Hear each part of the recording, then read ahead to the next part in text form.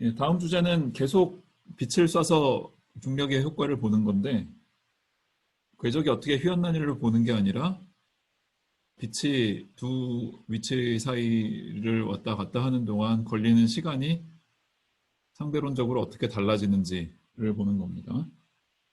잠시 후에 설명할 계산 과정을 보면 계산이 특별히 어려운 건 없고요. 아인슈타인 선생 본인이나 당대 학자들도 얼마든지 계산을 했을 수 있을 것 같은데 막상 실제로 처음 계산 예측이 이루어진 게 아인슈타인 선생 돌아가신 후 10년쯤 지난 1960년대 중반이었고요. 오히려 실험은 이론 나온 지 얼마 안 돼서 바로 수행이 됐다고 해요. 이 세팅이 어떻게 되냐면 중력의 센터는 예컨대 우리 태양계의 태양이라고 치고 두 개의 행성을 생각을 해서 첫 번째 행성은 지구라고 하고요. 두 번째 행성은 예컨대 금성이라고 합시다. 그래서 빛을 지구에서 쐈다가 금성에 맞고 돌아오는 거를 본대요. 구체적으로 어떻게 실험 세팅을 하는 건지는 제가 충분히 조사를 못 해봐서 말씀을 못 드리겠습니다. 아무튼 실험이 가능하다고 가정을 합시다. 빛이 두 행성 사이를 왔다가 갔다가 하는 동안 걸리는 시간에 일반 상대론적인 보정을 계산을 하고 싶은 거예요. 일단 중력을 무시하고 그냥 특수상대론에서 계산을 한다고 치면 특수상대론에선 빛의 속도가 절대값이 1이니까 시간은 곧 거리죠.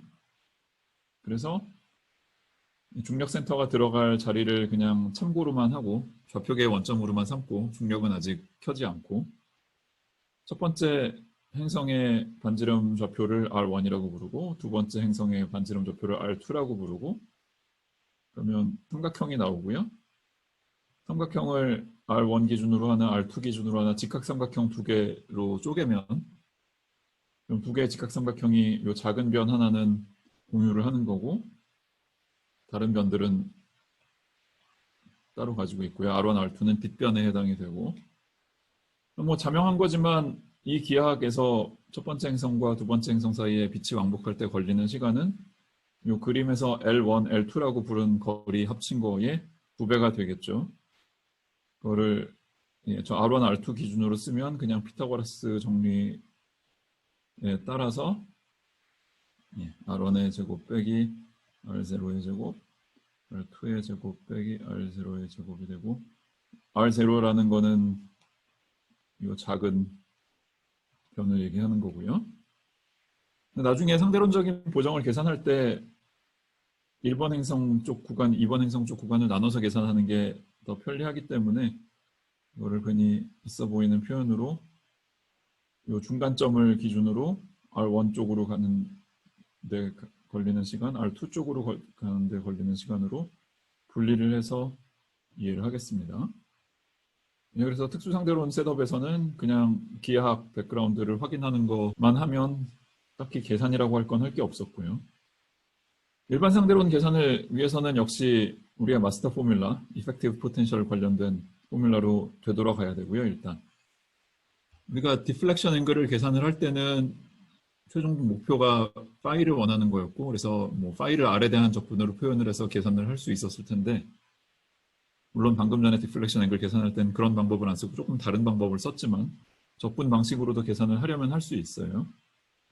근데 지금 이 셋업에서는 우리의 목표가 각도가 아니라 시간이기 때문에 시간을 적분을 해내야 되죠.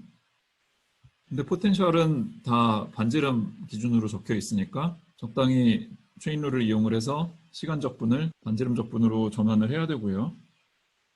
그 중에 GRS익을 따라서 보존되는 보존량을 활용하는 건 늘 유효하니까 프로퍼 타임을 중간에 끼워 넣고요.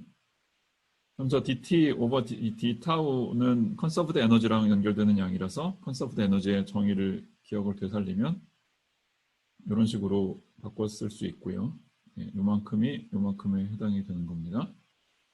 이쪽 d 타우 dr 뒤집어 놓은 거는 위에 있는 이펙티브 포텐셜 관련된 마스터 포뮬라를 이용을 해서 dr 나누기 d 타우를 우변에 남기고 우변에 있던 이 텀을 저쪽으로 넘긴 다음에 전체적으로 스퀘어 루트 취하고 역수 취하고 하면 과정이 다소 복잡하지만 결과적으로 이쪽에 2제곱 빼기 B 이펙티브가 아래 관한 함수로 들어오겠죠.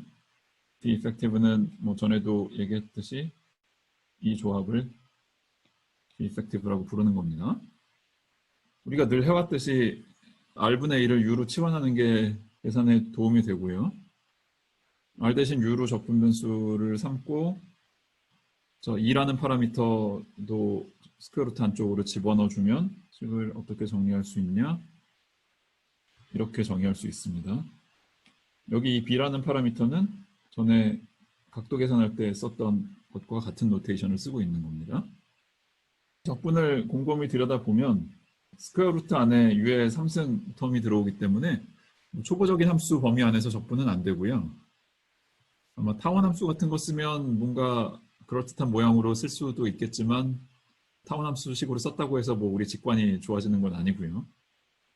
이 RS라는 충분히 작은 파라미터에 대해서 퍼터버티브하게 접근하려고 하고요. 이 RS라는 파라미터가 서로 다른 두 곳에 한 번씩 들어오니까 퍼터버티브한 계산도 이 앞에 있는 RS 기준으로 퍼터베이션 따지는 거랑 뒤에 있는 RS 기준으로 퍼터베이션 따지는 거를 따로따로 해서 합쳐줘도 괜찮겠죠. 리딩 오더에서는 항상 인피니테시말한 거를 여러 개를 따로따로 계산해서 합쳐줘도 별로 문제가 없다고요. 2차항 이상 계산하는 거는 좀 다른 문제지만 본격적으로 퍼터베이션에 들어가기에 앞서서 0차항, 저 RS를 완전히 다 무시한 계산을 한번 몸풀이 삼아서 해보는 것도 괜찮은데요. 저 RS 관련된 걸 다 끄면 적분식이 이렇게 되고요. 퍼터베이션이 있을 때 미니멈 레디어스는 정확히 얼마인지 계산이 좀 까다로울 수 있지만 퍼터베이션이 없을 때 미니멈 레디어스는 이 B라는 파라미터랑 정확히 일치하고 U 기준으로 쓰면 그냥 1 over B가 되고요. 그래서 적분 문제가 잘 정의가 되는데 참고로 지금 미니멈 레디어스에서 R1까지 가는 것만 계산을 하고 있는 겁니다.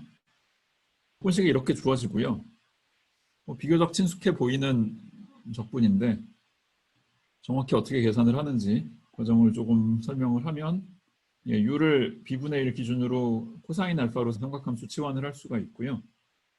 그러면 분모에 있는 스퀘어 루트는 가볍게 사인 알파로 바뀌고 저 B 또는 1 over B에 비례하는 건 다 앞으로 일괄적으로 빼버렸고요.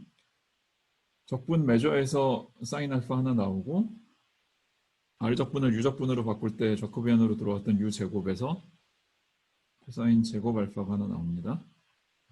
그러면 사인 알파는 서로 캔슬되고 코사인 제곱이 분모에 있는데 이건 여러분들이 잘 아는 범위에서 적분 결과가 탄젠트가 되죠.